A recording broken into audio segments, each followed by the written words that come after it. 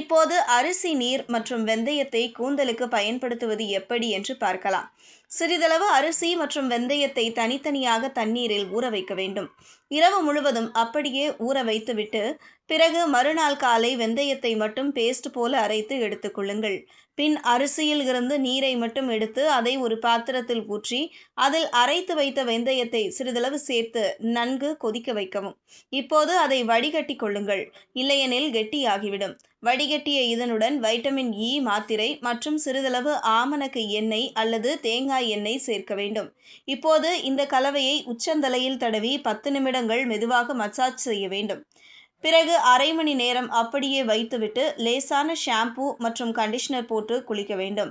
வாரத்துக்கு ஒரு முறை இப்படி செய்து வந்தால் முடி உதிர்தல் பிரச்சனை நின்றுவிடும். மேலும் முடி அடர்த்தியாகவும் வேகமாகவும் வளரும். பொடுகு பிரச்சனை முற்றிலும் நீங்கிவிடும். இதுபோன்ற செய்திகளை தெரிந்து கொள்ள செய்தி புனலுடன் இணைந்திருங்கள்.